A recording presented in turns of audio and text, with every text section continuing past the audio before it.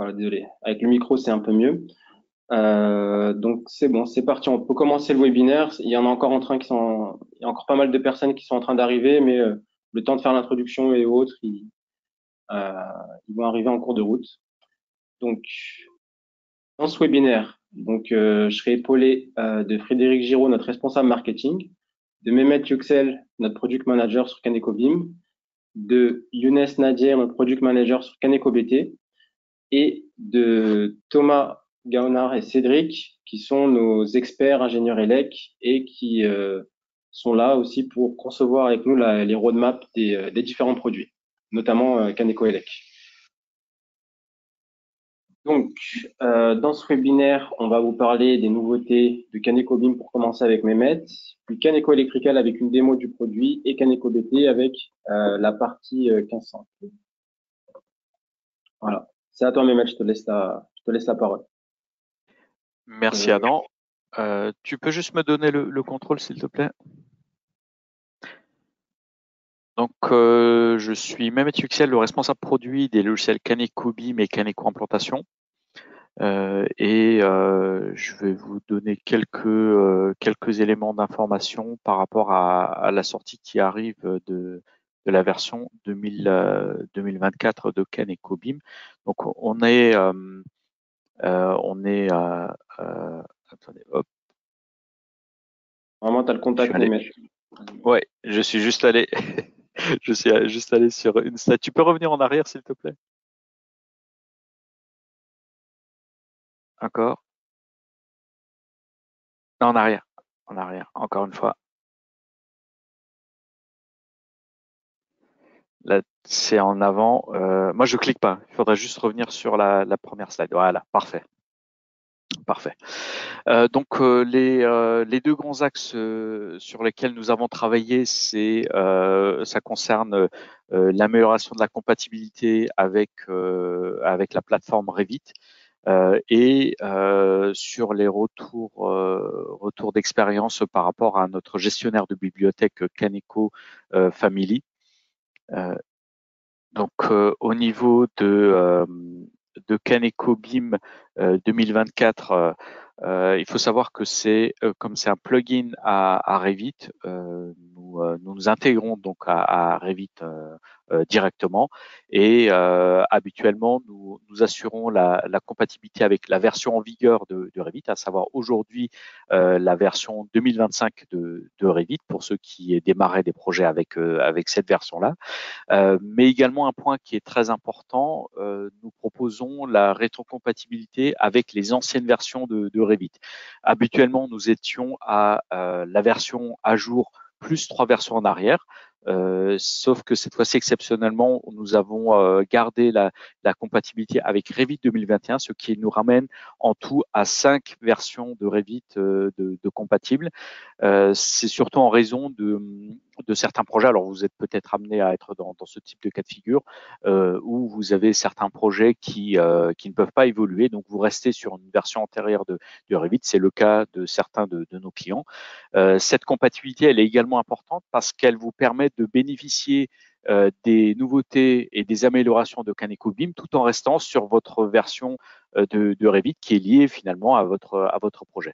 Autre point sur lequel nous avons également travaillé depuis quelques mois concerne la partie BIM Collaborate, notamment donc sur les projets collaboratifs pour apporter des améliorations au niveau du travail en collaboratif avec d'autres intervenants et également tout l'aspect synchronisation et traitement de l'information dans la maquette.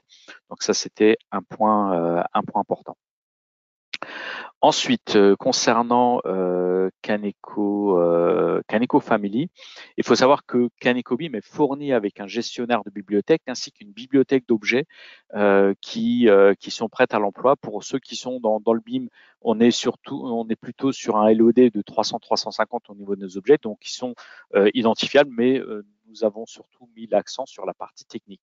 Et dans le cadre de ce gestionnaire de bibliothèque, nous avons apporté quelques améliorations, notamment sur la modification, l'ajout de bibliothèques. Donc, si vous avez vos propres répertoires, vous allez pouvoir les ajouter, mais également la possibilité d'ajouter ou de modifier votre arborescence, d'ajouter des objets depuis votre espace graphique pour pouvoir enrichir le gestionnaire de bibliothèque. Donc, vous êtes sur une maquette, vous avez un objet à intégrer dans votre bibliothèque, vous le récupérez tout simplement de cette façon-là. Donc, ça permet d'apporter une ergonomie beaucoup plus avancée que ce que l'on peut faire aujourd'hui avec Revit. Pas besoin d'avoir les familles préchargées dans votre maquette ou dans votre gabarit, ou alors de passer par la partie fichiers chargés, etc. Donc, qui n'est pas toujours très ergonomique. Voilà donc les 2-3 principaux axes sur lesquels nous avons travaillé durant ce trimestre et qui seront disponibles avec la prochaine mise à jour de Kaneko BIM. Si vous avez des questions, n'hésitez pas à les poser au niveau de la partie chat du webinaire. Moi et mes collègues, nous sommes là pour y répondre, comme le disait Adam tout à l'heure. C'est tout pour moi. Je rends la main à Adam et je vous souhaite un bon webinaire. Merci. Merci Mehmet. On va passer à Kaneko Electrical, module PV. Donc, avant de passer à la démonstration du produit, on va faire brièvement un retour sur la roadmap pour que vous voyez un peu d'où on vient à chaque fois et à quelle vitesse aussi on avance. Donc, en juillet 2023, on a sorti le logiciel avec des installations qui avaient pour but injection dans le réseau. 3 mois plus tard, on a sorti une installation en autoconso avec notamment le multisource, le tableau intermédiaire de coupure, TGPV. 3 mois après, on visait les petites installations, donc type ombrière PV, notamment avec tarif jaune, optimiseur de puissance. 3 mois après, les grosses installations type centrale PV avec les protections 800 volts et un module de dessin pour le raccordement, le schéma de raccordement que demande Enedis, où en un clic, vous pourrez avoir ce module de dessin qu'on a finalisé dans cette sortie, dont je vous ferai la démonstration.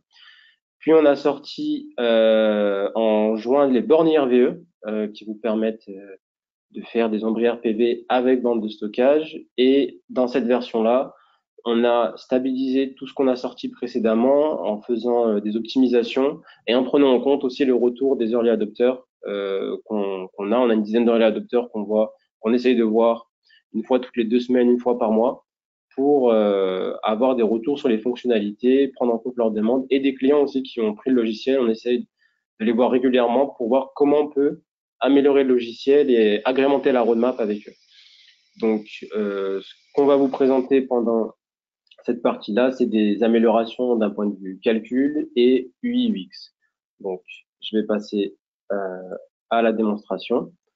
Donc, un bref rappel au niveau du launcher que vous connaissez déjà. Donc, au niveau du launcher, on a les différents produits. Donc, on a le Kaneko Electrical qui comprend le module PV, HT et la partie BT.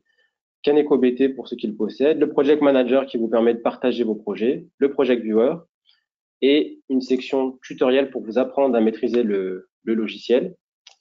Une section actualité où tous les 3 mois, on vous décrit toutes les fonctionnalités qu'on a mis à jour dans le logiciel, donc les fonctionnalités, les limitations connues, les améliorations à venir. Donc tout ça depuis la sortie du logiciel et depuis cette sortie-là où on vous a décrit pour cette version-là toutes les fonctionnalités que je vais vous décrire. Donc avec les statuts de conformité pour le dimensionnement des câbles et des protections, l'amélioration des IRVE avec ajout d'interrupteurs plus VRCD, les classes de limitation ajoutées pour certaines références de disjoncteurs qui nous permettent d'optimiser la section de câble en référence aux classes de limitation aux courbes de limitation qu'on va introduire dans le logiciel très prochainement qui vous permettront d'optimiser vos sections.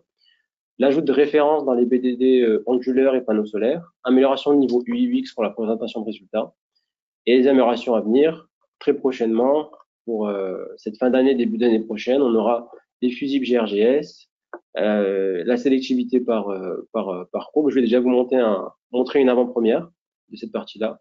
L'amélioration de la gestion des contacts indirects, courbe de limitation et déclenchement et amélioration de la partie UI UX pour la saisie du schéma.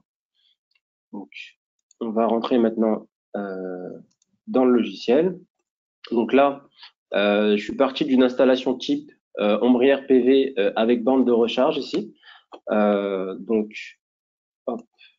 Donc, ce qui est au niveau des améliorations, donc on a toujours nos différentes fenêtres au niveau du logiciel. Donc ici, la fenêtre de résultat. Et là, notre bibliothèque pour venir drag and drop des composants ou des morceaux de circuit pour faire notre schéma. Ici, on a notre fiche propriété qu'on a un peu redesigné pour que ce soit plus agréable pour la partie UI UX. Donc, une des premières modifications qu'on a faites pour faciliter la saisie des panneaux PV, lorsqu'on clique sur la fenêtre du fabricant, on a désormais une barre de recherche pour pouvoir trouver son modèle de panneau plus rapidement. Donc, auparavant, on était obligé de scroller la longue liste. Donc désormais, c'est chose faite, on a rajouté une barre de recherche. Pour la partie modèle panneau, donc vous avez toujours ici la possibilité d'avoir la fiche technique de votre panneau solaire pour avoir plus d'informations sur ses caractéristiques techniques.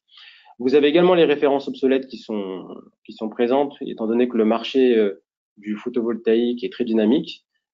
Et vous avez également la possibilité de faire des entrées manuelles, donc c'est-à-dire des saisies hors catalogue. Si vous ne trouvez pas votre référence, vous faites votre saisie hors catalogue. Voilà, je vais faire mes références et je vais venir ajouter une référence de panneau PV qui va s'ajouter dans ma base de données à moi. Ça ne va pas venir s'ajouter dans les bases de données des autres clients, parce que si vous vous trompez, par exemple, sur une caractéristique technique, vous êtes responsable de votre saisie, elle ne va pas venir aller dans la base de données technique commune.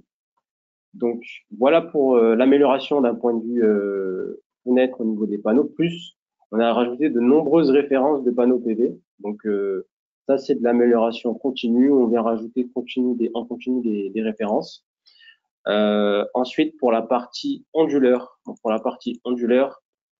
on a également rajouté de nombreuses références d'onduleurs et on a rajouté également les liens vers les fiches techniques des onduleurs si vous voulez avoir plus d'informations sur ces onduleurs. On a rajouté également pas mal de références en onduleur 800 volts qui vous permettent de faire des grosses installations. Donc ça, c'était pour la partie UI UX. Ensuite, concernant la partie mode de saisie au niveau du schéma, désormais vous pouvez venir drag and drop votre transformateur et vous pouvez également changer sa direction, voilà, comme ce que je suis en train de faire, pour venir par exemple le mettre par le bas. Avant, on avait la possibilité de juste mettre par le haut. Désormais, vous pouvez changer sa direction au niveau du symbole en faisant un CTRL R en cliquant sur le symbole et vous pouvez venir plugger par le bas vos composants, donc que ce soit un branchement fournisseur comme celui-là ou un transformateur. Donc ça, c'est quelque chose qui est possible désormais. Au niveau des protections déportées, désormais, hop, au niveau de la partie schématique, au niveau de ce câble-ci, il peut venir chercher cette protection-là pour savoir en termes de dimensionnement. On a mis en place les protections déportées, donc ce qu'on n'avait pas avant, ce qui a été un peu amélioré par rapport à la dernière sortie. Donc ça permet d'être au plus proche de la réalité. Également ici, on a des intersectionneurs avec le calibre, donc c'est obligatoire par la norme où on a amélioré le dimensionnement de ces intersectionneurs. Par rapport aux bornes de recharge, donc les bornes de recharge, ici, j'ai pris deux modèles. Donc, j'ai pris un modèle classique qu'on avait le mois dernier, donc avec notre borne de recharge et notre disjoncteur différentiel. Et désormais, ce qu'on est venu rajouter au sein du même bloc circuit, c'est la possibilité d'avoir un interrupteur ici, différentiel, avec le disjoncteur qui est situé juste après. Avant, on ne prenait pas en charge ce circuit-là pour les IRVE. Maintenant, c'est chose faite. On prend en charge cette partie-là. Et par rapport à Caneco BT, on met tout ça dans un même circuit, puisque dans Caneco BT, on est obligé de mettre un circuit terminal juste ici, là, entre le disjoncteur et l'interrupteur différentiel. Ça, maintenant, on a la possibilité de tout avoir sur le même circuit. Donc ça, c'est une amélioration par rapport à ce qui était avant. On a également mis en place les statuts de conformité. Ici, vous pouvez voir par rapport à ce qu'on n'avait pas avant, c'est vous avez l'information sur la conformité ou pas du circuit. Donc là, je vais cliquer par exemple sur ce morceau de circuit, je vais avoir le logiciel qui me retourne l'information que le circuit est conforme avec le critère de dimensionnement. Si je vais là, pareil. Si je vais sur l'onduleur, on a scindé en deux la partie PV et la partie BT. Et je vais vous donner un exemple dans le cas où le circuit ne serait pas conforme et comment le logiciel peut nous aider à déterminer pourquoi le circuit n'est pas conforme. Donc, si par exemple, ici, j'ai une borne de recharge de 11 kW, je vais venir prendre par exemple 22 kW, ok. Et au niveau de mon disjoncteur, je vais le forcer pour qu'il garde ce calibre de 20 ampères. Je vais lancer le calcul. Et ensuite, je vais avoir l'information comme quoi protection n'est pas conforme. Et le critère qui est renvoyé, c'est au niveau du courant nominal. Donc, qu'est-ce qui se passe? C'est, j'ai un calibre ici de 20 ampères. Et si je regarde au niveau de ma fiche résultat, je peux voir que le courant d'emploi ici est à 37 ampères. Ça me permet un peu d'avoir des indications sur comment trouver l'erreur, pourquoi mon circuit n'est pas conforme. Donc là, il suffit que je déforce. Donc on va me donner l'information que mon circuit doit être recalculé. Je vais recalculer et le circuit va être conforme et il va venir me prendre la bonne protection qui va bien. Donc ça permet, c'est un pas vers l'amélioration continue de détecter l'erreur. Donc la prochaine étape de ça, pas dans 3 mois forcément, mais on y travaille, c'est de vous proposer directement la correction. C'est-à-dire de, hop, on voit que j'ai un problème de protection forcée car j'ai une borne de recharge de 22 kW et ça va pas par rapport à mon courant, ben, on vous proposera la solution de déforcer la protection. Donc ça, c'est un step plus loin. Donc voilà pour cette partie-là. Ensuite, concernant la partie sélectivité. Donc la partie sélectivité, elle est en cours de finalisation, elle verra le jour d'ici la fin d'année. Mais je peux quand même vous donner un aperçu par rapport au design et ce qu'on est en train de faire. Donc là, je vais cliquer sur ce disjoncteur. Voilà, hop, je clique sur le disjoncteur. Et ensuite, je vais cliquer sur la fenêtre courbe pour avoir les fenêtres de sélectivité qui vont apparaître. Donc, pour cette partie-là, donc je vais cliquer dessus, voilà.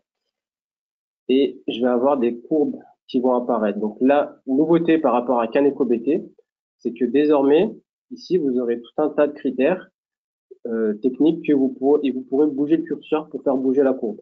Auparavant, dans Caneco BT, vous étiez obligé de faire un screenshot de la courbe et ensuite de revenir avant et de voir comment vous pouvez faire bouger les curseurs. Donc ça, c'est un peu une nouveauté par rapport à Caneco BT et c'était demandé également par nos utilisateurs. Donc voilà à quoi ressemble la courbe et à quoi vous pouvez donner vos commentaires sur la courbe dans le chat de sélectivité. Et voilà, donc on a ces différentes informations-là. Par rapport au module de dessin, donc une fois que j'ai terminé mon schéma, j'ai tous mes résultats de calcul au niveau de mes sections de cam, mes calibres des disjoncteurs. Ensuite, il faut que je fasse un schéma de raccordement pour la partie Enedis.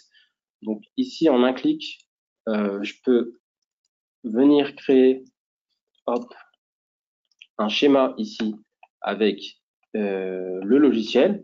Et dans le carré à droite, j'ai toutes les informations qui sont requises par Enedis. Donc, je peux ensuite venir rajouter, si je le souhaite, mon PE en vert et jaune. Voilà, comme ça, je fais quelque chose un peu au hasard. Je peux rajouter aussi des compteurs d'énergie EDF comme ce que demande la partie, le documentaire d'Enedis, le document d'Enedis. Et j'ai aussi la possibilité de venir modifier mon schéma principal. Donc là, je vais donner un exemple. Là, j'ai mis un disjoncteur. Donc là, si je retourne dans mon schéma et que, par exemple, ici, je souhaite mettre, par exemple, un interrupteur ou un fusible, peu importe. Je vais venir mettre par exemple, je vais aller dans appareillage et je vais mettre par exemple un intersectionneur. Je vais relancer mon calcul. Donc vous voyez bien que j'ai un intersectionneur ici. Je vais venir y mettre hop, un calibre. Je vais retourner dans mon schéma ici. Donc là, j'avais un disjoncteur. Je vais recharger. Hop, et j'ai un intersectionneur. Donc ça veut dire que ça m'a mis à jour automatiquement mon schéma de raccordement pour Enedis. J'ai pas à tout ressaisir. Donc ça vous permet de gagner du temps, notamment par rapport à un exercice si vous faites ça sur AutoCAD et que vous devez passer pas mal de temps à faire ça sur AutoCAD. Ça n'a pas vocation à remplacer AutoCAD. En revanche, ça vous permet de gagner du temps dans la partie schéma de raccordement. Donc voilà pour cette partie-là. Et voilà. Et ensuite, une dernière chose, et ensuite on pourra passer la main à Younes. On travaille actuellement sur la norme espagnole et la norme allemande. Donc pour ceux qui ont des filières à l'international et qui souhaitent faire des projets en dehors de la France, ce sera bientôt possible. Donc ce sera un pack international où vous aurez la possibilité de faire la même chose que vous faites avec les normes françaises, mais pour les normes espagnoles. Donc la REBT, donc ça c'est pour la partie BT, et également la VDE, c'est pour la norme allemande. Et pour le PV, vous aurez également la possibilité de faire ça pour la norme espagnole et la norme spéciale PV pour la partie allemande. Donc ça, ce sera disponible sûrement en début 2025 dans un pack international avec l'IEC où vous pourrez faire vos projets dans ces pays-là, sachant que l'Allemagne et l'Espagne, ça fait partie des pays qui ont le plus grand potentiel solaire et vous pourrez avoir de nombreux marchés, des côtés de nombreux marchés. Donc voilà pour Caneco Electrical, module PV.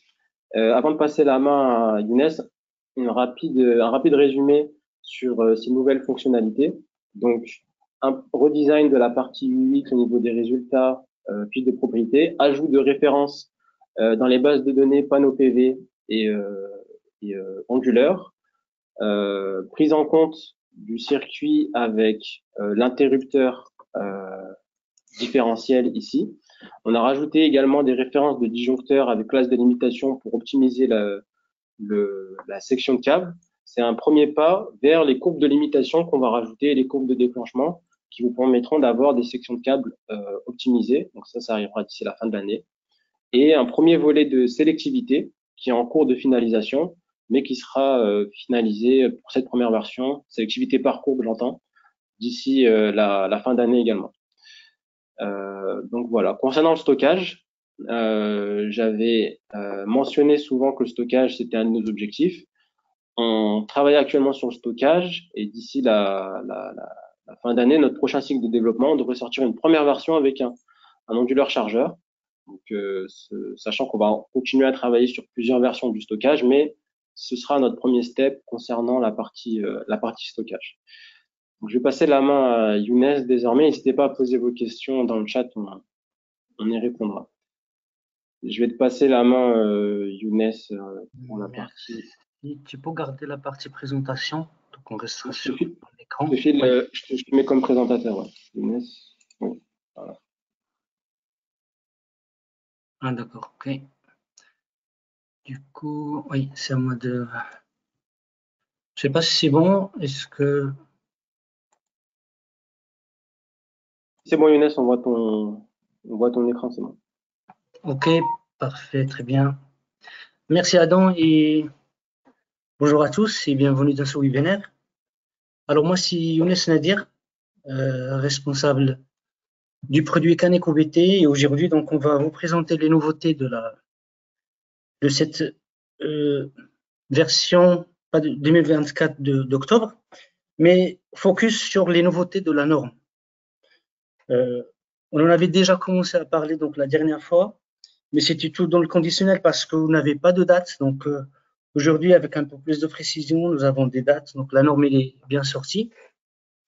Alors Bon, avant de rentrer dans le détail technique, on va. Alors, je passe au mode. OK. OK, donc première chose, donc quelques informations, des chiffres et aussi des dates.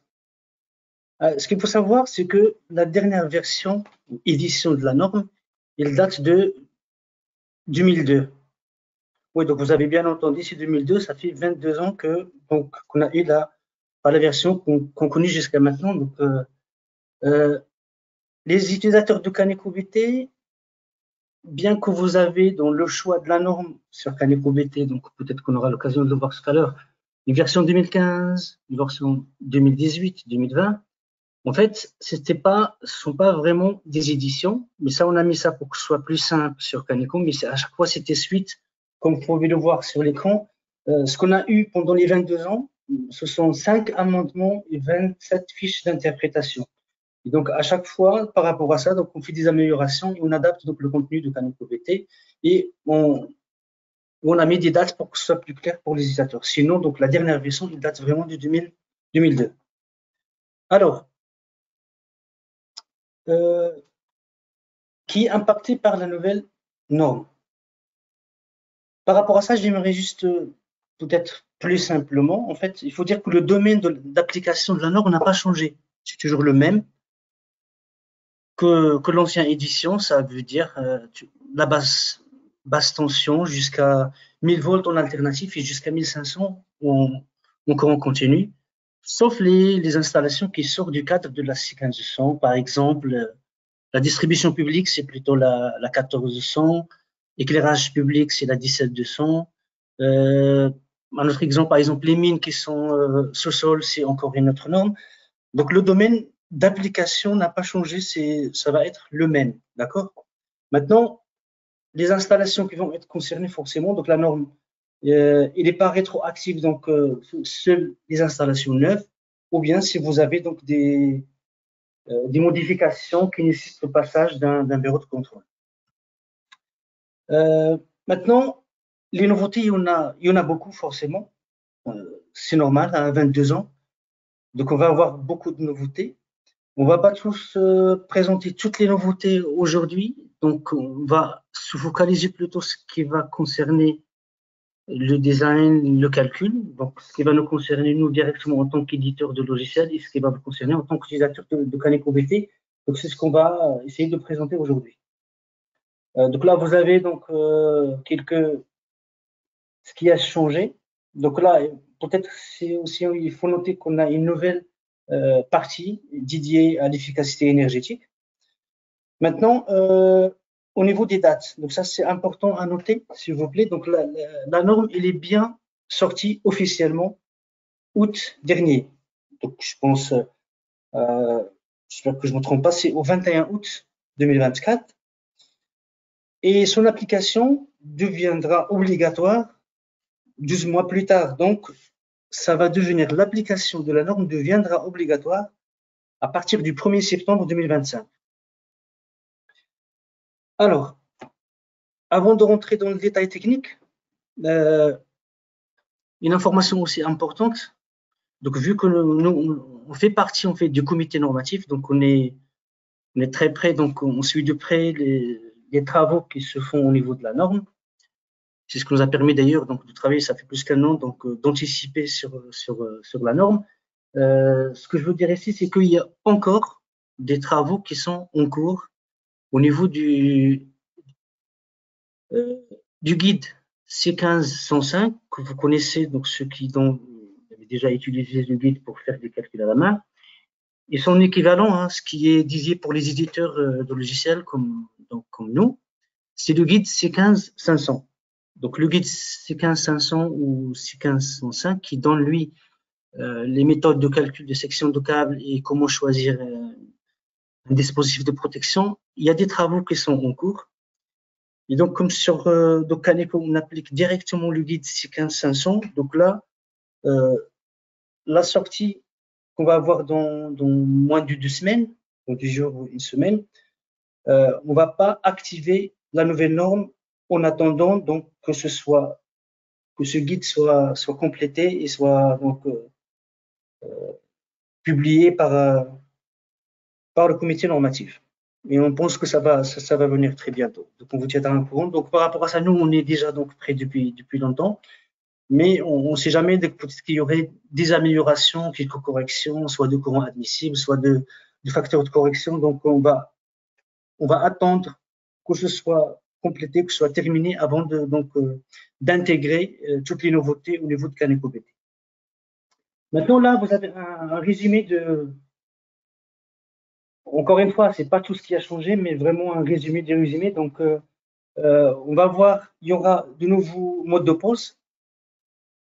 Nouveau mode de pause, c'est que donc les modes de pause que vous connaissez aujourd'hui, qui sont appliqués qu'en France, je vais pas parler de ça, mais l'objectif en fait parmi les objectifs de cette mise à jour de la norme, c'est une harmonisation pour que ce soit harmonisé avec les normes internationales IEC ou normes européennes HD.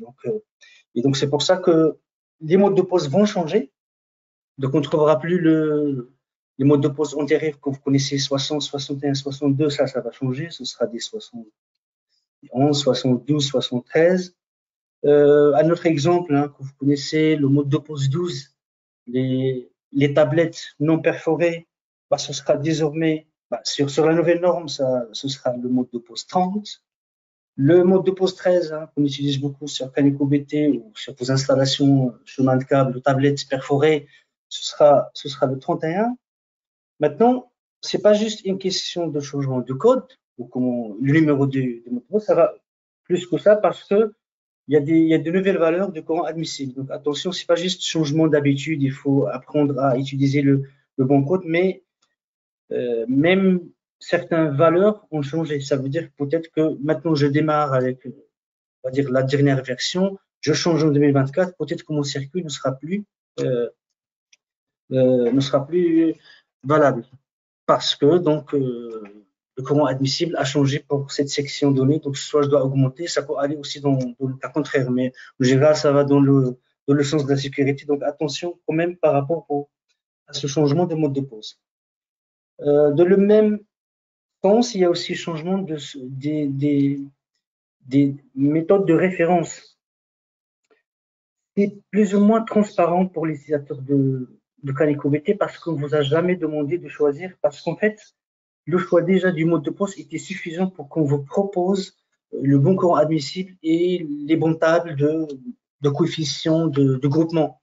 Là, par contre, ce n'est plus le cas. Vous serez obligé de s'y affronter parce que, par exemple, je vous donne tous les modes de pause, ça c'est juste un petit exemple, on le verra tout de suite après.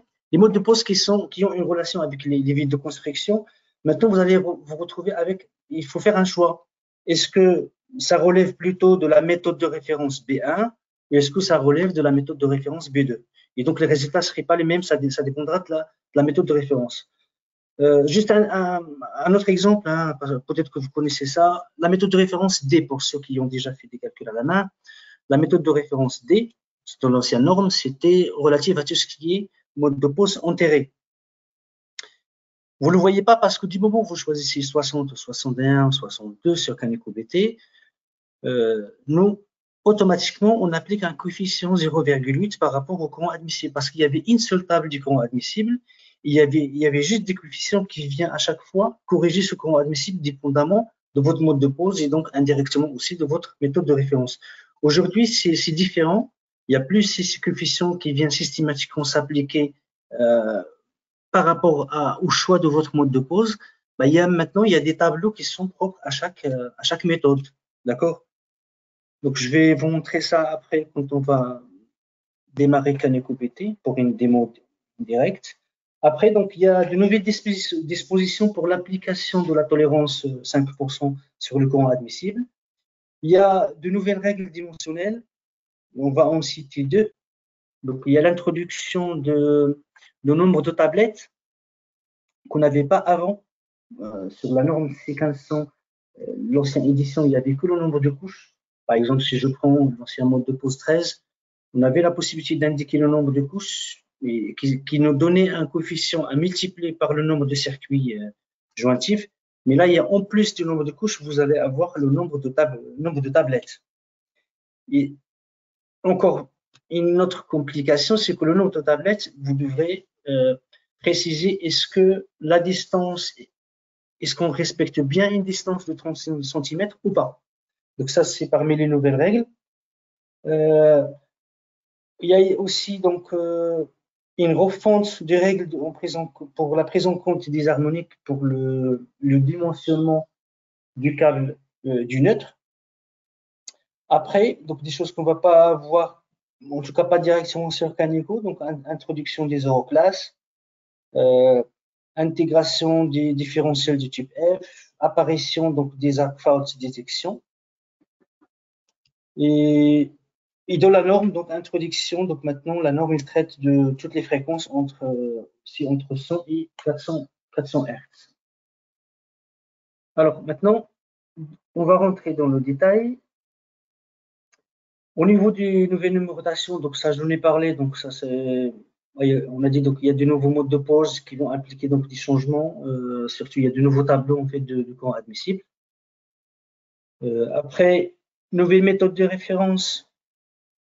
Il y avait déjà le B, C, D, E, F. Donc là, on a l'introduction de la méthode de référence A avec deux déclinaisons A1 et A2. Comme j'ai dit, il y aura un B1 et un B2 et aussi un D1 et un D2. Mais on va faire, de toute façon, on va faire de toute sorte que ce soit le plus transparent pour vous. Comme j'ai dit, sauf peut-être dans certains cas, par exemple, il faut bien choisir est-ce que c'est B1 et B2. Mais on va traiter ce cas.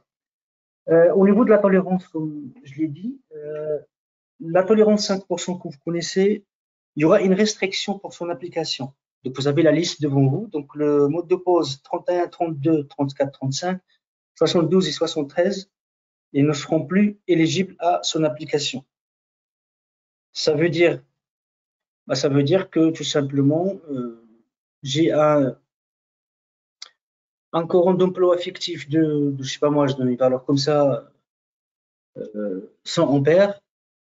Vous avez une section de câble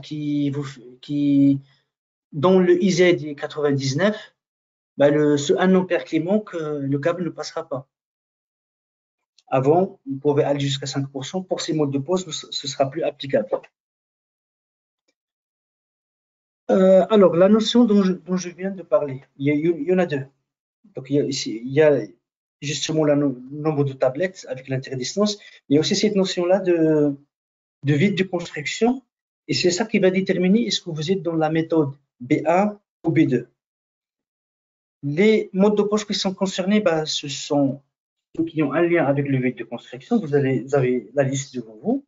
Maintenant, en quoi consiste cette nouveauté?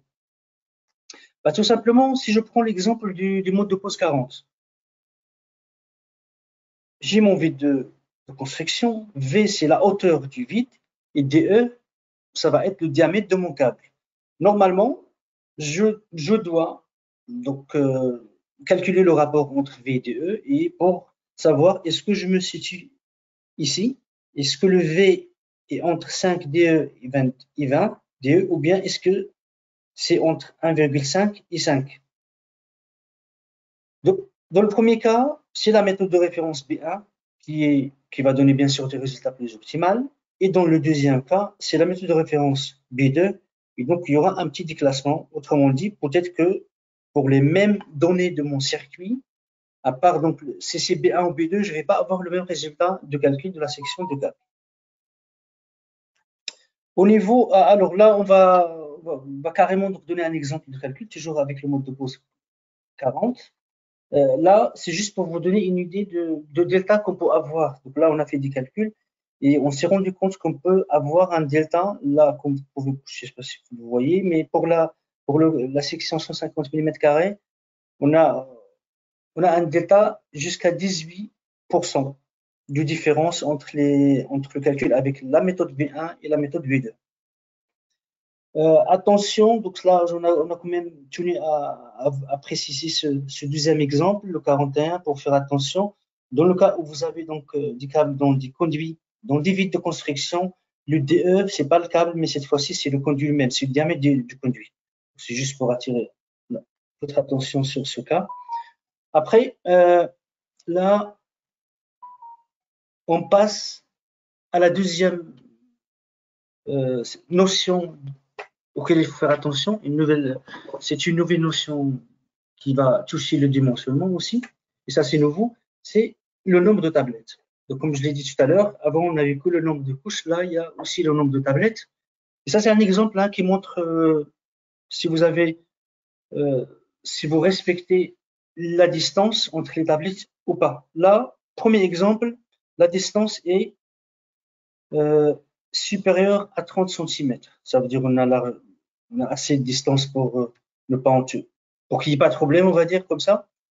Là, dans notre exemple, j'ai 5 circuits. Donc, le 5, je ne l'ai pas, donc je prends bien sûr le 6. Et j'ai 2 tablettes. Dans le cas où la distance est respectée, le coefficient de groupement, je le lis directement du P, une table. Donc ça, c'est transparent pour vous. Je peux vous montrer ça sur Calico. Donc, j'ai un coefficient direct. Maintenant, l'autre cas, si la distance n'est pas respectée, la norme, il dit qu'il faut plutôt, ça va bien sûr, moins de distance, c'est forcément plus défavorable.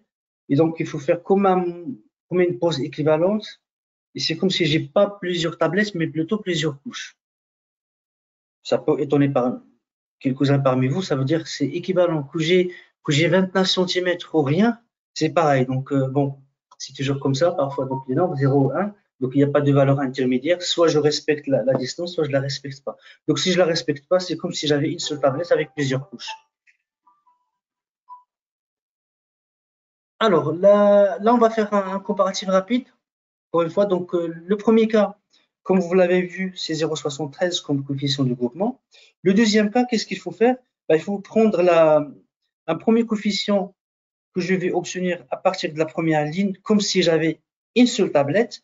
Et après, j'applique, ça vous connaissez déjà, un autre coefficient, comme si j'avais autant de couches que de tablettes, et je multiplie les deux. Donc là, 0,76 fois 0,80, tu vas avoir un 0,61. Donc il y a quand même une différence de 12% entre les deux cas. Donc attention, il faut bien choisir la bonne méthode. Est-ce que c'est B1 ou B2?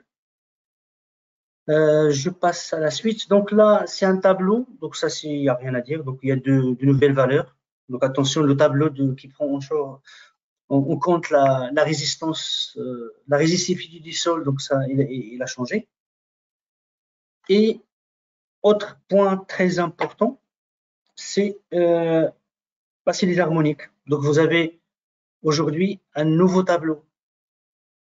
Alors, je ne vais pas rentrer trop dans le détail parce que donc il y a plein de choses qui ont changé, mais essentiellement, ce qui a changé à retenir, c'est que maintenant, désormais, on aura quatre plages à la place des 3. C'est qu'avant, donc on avait le supérieur à 33, donc là, il y a cette plage en plus, donc entre 33 et 45 et supérieur à 45, donc une plage en plus. Et c'est encore plus contraignant, c'est qu'avant, ce coefficient-là appelons-le le coefficient d'harmonique. Je ne parle pas de 0,86 qui, lui, vous connaissez déjà. Vous avez donc le nœud chargé. Ça, c'est le coefficient nœud chargé qui, lui, il s'applique avec les autres coefficients de correction. Avant, c'était 0,84. Maintenant, c'est 0,86. Ça c'est simple, c'est pas compliqué. Du moment où vous avez le nœud chargé, il faut appliquer le coefficient relatif au nœud chargé. Et ça, c'est un coefficient diviseur, donc on va diviser. C'est comme les autres coefficients facteurs de correction, la température qui est différente de 30, ou proximité ou autre, ou exposition aux rayons solaires, et ainsi de suite. Donc, c'est comme un facteur de correction. Maintenant, l'autre facteur, je parle de comment est-ce qu'on calcule le courant qui va circuler dans le neutre. Avant, il y avait une seule valeur. Si on est supérieur à 33, il est là. On suppose que le IB neutre est égal à 1,45 IB phase, et on se base sur ce courant neutre c'est le neutre qui devient dimensionnant. Là, c'est plus compliqué parce qu'on va le calculer à partir du taux lui-même. Ce qui voudrait dire qu'il faudrait renseigner ce taux. Ça veut dire à partir de 33, il ne suffit pas de dire que je suis entre 33 et 45 ou supérieur à 45, il faut renseigner la valeur exacte de ce taux d'harmonique. Je sais que c'est difficile à obtenir, mais voilà, donc ça c'est la nouveauté de la norme, ce qui est plus compliqué qu'avant. Donc voilà pour ce qui est du résumé. Alors rapidement, si je peux faire ça. C'est bon, Adam? On voit toujours mon écran. Ouais, rapidement, avant de vous donner la main, je ferai une vidéo directe sur certains éco-BT. Oui, donc encore 2-3 minutes rapidement pour voir ça directement sur certains éco-BT. Alors, au niveau des tablettes, là l'exemple pour montrer comment on a fait ça sur Canico. Bien sûr, première chose, c'est que vous allez avoir le choix de la norme. Alors, comme j'ai dit encore une fois, je répète, vous n'allez pas l'avoir tout de suite dans 2 semaines. Ceux qui vont avoir la nouvelle version, on est obligé d'attendre donc que ce soit complet et diffusé, le guide C15-500. Donc moi, sur ma version, donc il est là, il est actif, donc je choisis cette norme. Qu'est-ce qu'on peut voir ici? Peut-être, je peux vous montrer que maintenant, vous avez les nouveaux modes de pause. Si vous avez du mal, enfin, comme les anciennes normes, hein, donc vous cliquez sur les 3 points, vous allez avoir un petit schéma en plus qui montre bien de quoi il s'agit, avec un descriptif plus détaillé. Ce que je disais tout à l'heure, hein, donc le 31, ça c'est l'ancien 13, câble mono ou multiconducteur sur des chemins de câbles perforés horizontaux ou verticaux. Le 30, c'est l'ancien 12, donc câble mono sur les chemins de câbles aux tablettes non perforées. Et ainsi de suite. Donc il n'y a plus alors les anciens 60, non parois, donc ça bouge pas. Le 61, ça donne 70 et 71. Câble multiconducteur dans du conduit ou dans du conduit profilé enterré. Câble monoconducteur dans du conduit ou dans du conduit profilé enterré. 72 câbles mono multiconducteurs enterrés sans protection mécanique. Et le 73 avec protection mécanique. Donc ça, c'est ce qu'on a dit par rapport au mode de pause. Alors rapidement, cette nouvelle méthode dimensionnelle. Alors là, je choisis un des modes de pause qui sont concernés par cette nouvelle méthode dimensionnelle, à savoir le 31. Alors, comment ça marche au niveau de la proximité? Donc, je clique sur les 3 points. La nouveauté, c'est quoi? C'est que vous avez maintenant le nombre de tablettes. Donc, ça, c'est nouveau. Vous ne l'avez pas avant. Bien sûr, si je mets j'ai une seule tablette. Maintenant, au moment où je précise que j'ai plus qu'une tablette, Canico me demande est-ce que la distance est respectée ou pas. Et bien sûr, si je dis que c'est pas respecté, forcément, ça va bouger. Si on va sur l'exemple que je vous ai montré tout à l'heure, c'était 4 en plus, ça veut dire que je suis sur 5. 5 aussi, c'est pareil, donc sur le tableau. Tout à l'heure, quand c'était respecté, c'était 0,73. Le non-respect des tablettes, donc ça me donne 0,61. C'est exactement l'exemple que je vous ai montré sur la présentation. Donc ça, c'est au niveau de nouveau traitement du coefficient de proximité, tenant compte du nombre de tablettes et aussi la distance, est-ce qu'elle est respectée ou pas. Qu'est-ce que je voulais vous montrer rapidement aussi. J'ai un exemple pour la tolérance, 5%, ça je pense que vous avez compris, mais je vais faire rapidement. Alors, 180 ampères, je lance un calcul. Canico, il me propose un câble. Bon, je l'ai forcé, mais je pense que ça va être ça le résultat. Il me faut un câble de 50 mm². Ce câble, il a un IZ. Là, j'ai fait exprès de n'avoir aucune correction pour que ce soit plus simple à voir. J'ai un IZ de 191,8 ampères. D'accord? Donc là, j'ai un mode de pause 31. Il est dans la liste des modes de pause qui sont plus éligibles à cette application de tolérance 5%. Maintenant, alors j'ai fait exprès de mettre thermique en aval pour que je ne sois pas embêté par l'écran de réglage des thermiques. Moi, je voulais tomber pile poil sur des valeurs, vous allez voir pourquoi. Là, je choisis exprès une valeur qui est juste supérieure à 191,8, tout simplement 92. Je force pour qu'il ne m'augmente pas la section. Et je lance mon calcul. Ça passe pas. Ça passe pas, alors qu'avant, dans des circonstances pareilles, le câble serait passé grâce à grâce à la tolérance. Et là, je peux vous assurer que la tolérance, il est bien actif, on peut le voir tout de suite. Outil, option de calcul pour ceux qui utilisent Canico, donc ils savent de quoi je parle. Donc, je vais sur câble, et là, vous avez dans les options de calcul, donc il est bien, j'ai bien les 5%, mais malgré ça, ça marche pas parce que donc je suis sur la nouvelle norme et c'est là, donc il fait que je n'ai plus de tolérance applicable pour ce mode de pause. Maintenant, on va faire jusqu'au bout. Après, donc je redonne la parole à Adam. Donc là, je reviens sur l'ancienne norme. Je lance le calcul. Je viens ici. Ce ne sera pas forcément les mêmes valeurs parce que, comme je vous ai dit, donc peut-être que ça a bougé, ça dépend. Donc, si je mets 13, peut-être que je vais avoir le même. Alors, je mets 1, comme ça, on va essayer d'avoir la même chose. Je calcule. Ah, dès le départ, j'ai fait ça. Je vais vous montrer la différence. OK, j'ai mis la même valeur, 180. Je décoche pour ne pas forcer la section. Je lance mon calcul. Alors là, c'est le même circuit, sauf que c'est pas la même norme. Là, c'est l'ancienne édition, d'accord? Et c'est le même mode de pause. Alors, c'était 31, là, c'est le 13.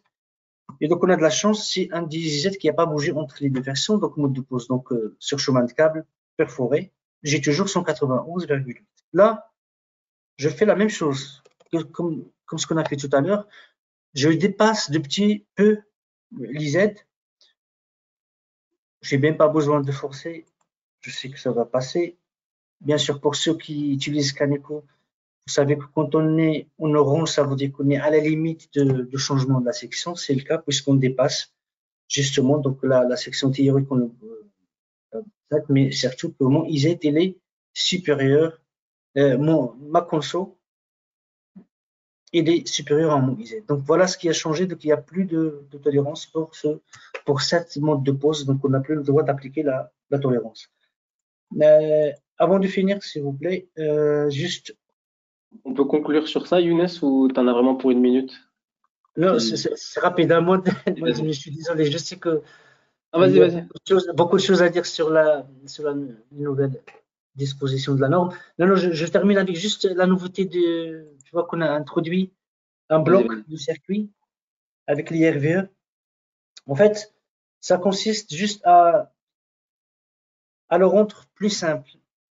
Vous savez, donc parfois, vous voulez mettre plusieurs bornes à travers un bus d'énergie.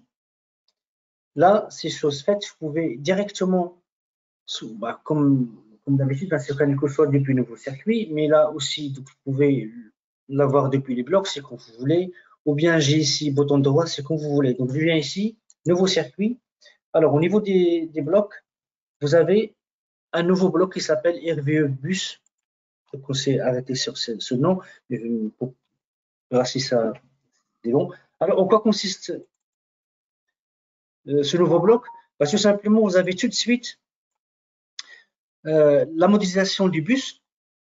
Là, attention pour ceux qui n'ont jamais utilisé ça. Ça, c'est pas encore le bus. Le bus, donc nous, c'est comme ça qu'on l'a fait, hein, donc sur Cameco. Donc la construction oblige qu'on les fait comme ça.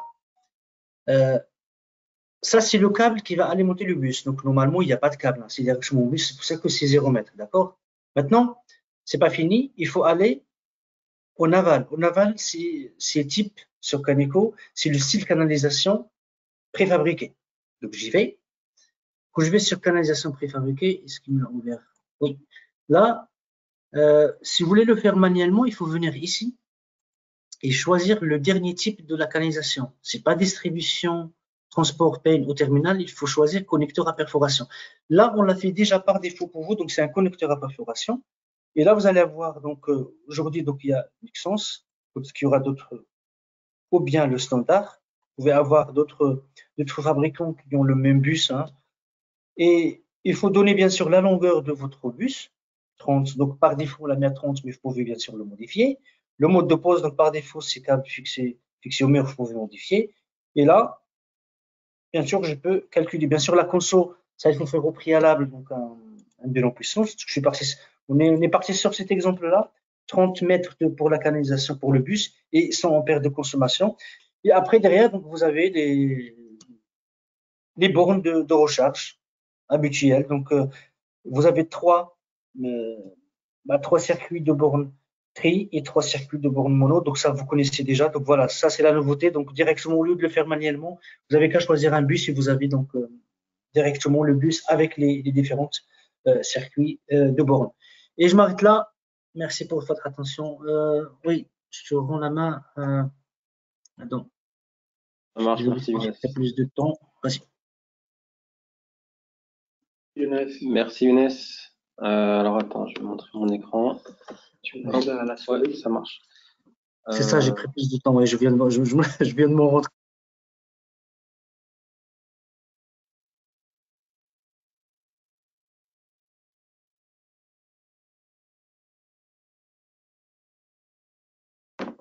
Donc c'est bon, on voit mon écran, Fred? Oui, c'est bon. C'est bon, nickel. Alors juste avant de passer la main à Frédéric, notre interlocuteur commercial, je vais juste faire un résumé rapide sur les questions du chat et ce qu'on s'est dit.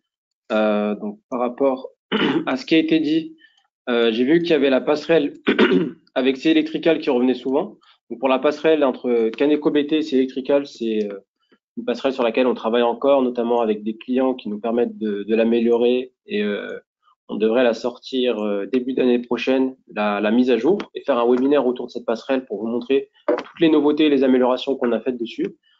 Par rapport à Caneco HT, il y avait eu quelques questions aussi. On fait une passerelle avec Étape qui sera également opérationnelle l'année prochaine, donc qui vous permettront de transférer vos projets de Caneco HT vers Étape. Et il y aura un webinaire spécialement dédié à ça. Par rapport au fait de proposer un onduleur automatiquement dans le logiciel, donc ça, ce sera proposé également l'année prochaine. Vous configurez votre chaîne de PV string et autres, et ensuite, en fonction des caractéristiques que vous avez, on vous propose le meilleur onduleur possible. Mais on vous l'a pas proposé tout de suite parce qu'on partait du principe que la première partie du dimensionnement, vous l'effectuez sur des logiciels comme PV6, PVSol, et que vous venez dans notre logiciel avec vos références d'onduleurs et de panneaux PV déjà et vos longueurs de câble. Et concernant si on fait de mettre plusieurs transformateurs HTBT en même temps, ce sera également possible l'année prochaine et ça rentrera dans le fait de calculer plusieurs réseaux BT en même temps. Donc, c'est une question d'Anthony Villeneuve notamment. Voilà. Donc là, on va passer à la partie commerciale et je vais mettre en mode diapo. Je vais te donner la main, Fred. Merci, merci Adam. Voilà, Fred, c'est bon. Ouais. Tu as la main. Après, je sais pas si je peux passer les slides, sinon je te demande. Ah, mais est-ce que tu peux revenir en arrière, s'il te plaît? Ah, ouais, je sais pas. Tu peux regarder en bas à gauche si tu veux. Tu peux revenir en arrière. Non, j'ai pas l'impression que je puisse. Okay. En plus, c'est en mode automatique. Ok. Ouais. Oui, bonjour, donc je suis responsable marketing pour Étape France. Donc rapidement, comment c'est un peu. Non, c'est un mode automatique. Attends, je vais désactiver le contrôle. Voilà. C'est comme ça. Donc comme vous le savez, depuis le début de l'année, en fait, on a changé notre mode de commercialisation des licences Caneco. Donc on n'est plus sur de l'acquisition en perpétuelle, mais sur de la souscription. Donc selon deux offres. Hein. Donc vous avez l'offre Grow, Caneco Grow, hein, qui correspond en fait à Caneco BT, comme vous le connaissiez avant, on est passé à ce nouveau modèle de commercialisation. Et vous avez l'offre Scale Plus, hein, qui correspond donc à l'offre Caneco HT, telle que vous la connaissiez avant que nous passions au modèle de souscription. Donc, tu peux passer à la diapo suivante. Donc, voilà, ça c'est l'offre Grow avec les différentes fonctionnalités. Donc, si vous avez Caneco BT, vous connaissez déjà les fonctionnalités auxquelles vous pouvez accéder avec cette offre-là. Et ensuite, vous avez l'offre Scale.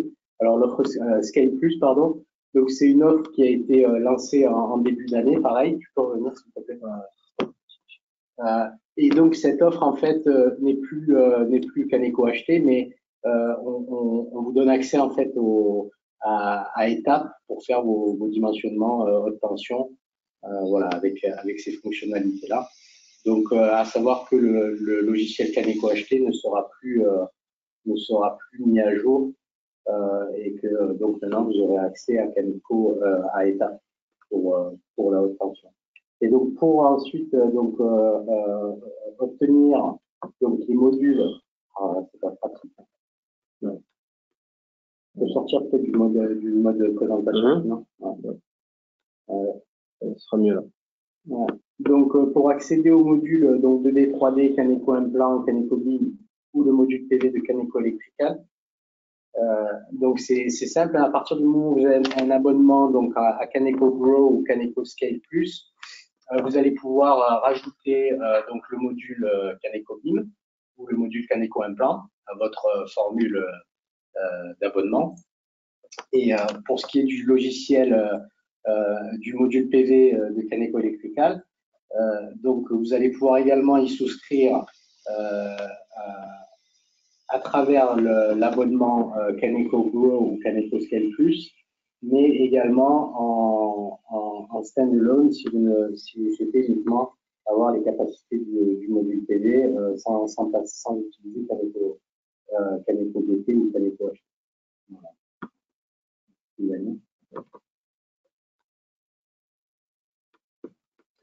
Donc, nous faisons également des formations, hein, comme vous le savez. Nous sommes des formations qui sont donc conventionnées et qui sont également certifiées Calliope pour certaines. Donc, vas-y, tu peux continuer.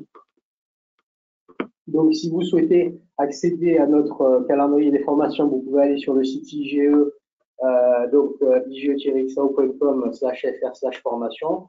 Vous avez accès au calendrier que vous pouvez ensuite affiner en fonction du logiciel sur lequel vous souhaitez vous former, ainsi que des dates et des villes. Et donc ensuite, vous pouvez directement vous préinscrire pour participer aux formations. Voilà, donc Adam, si tu peux passer le sondage. Ouais, le sondage. Okay, donc, on va vous envoyer un sondage, si vous pouvez répondre, ça prend 30 secondes. Voilà. Lancer. Donc, si vous pouvez répondre au sondage, et en même temps, Younes est en train de répondre à vos questions. Younes est en train de répondre à vos questions sur Caneco BT dans le chat, donc n'hésitez pas à poser vos questions.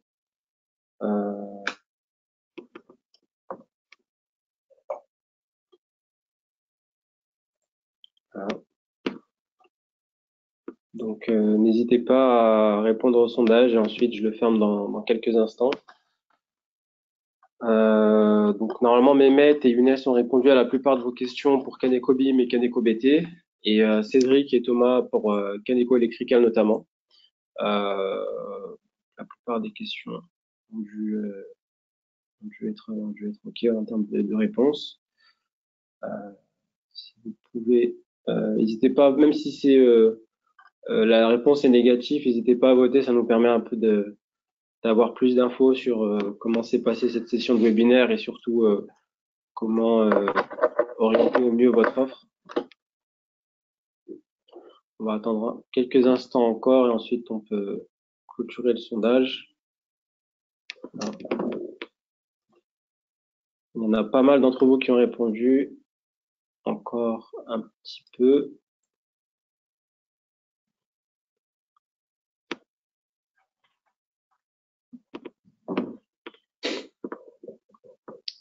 Pour info, on fera une session spéciale 1500 où Younes aura plus de temps pour vous présenter toutes les nouveautés de la 1500 appliquées dans le Caneco BT.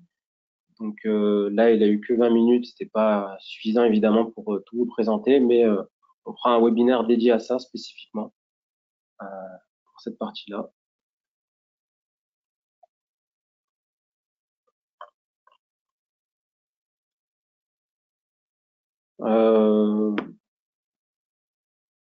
Je pense qu'on peut clôturer le sondage. Non, je vois que ça monte encore au niveau du sondage.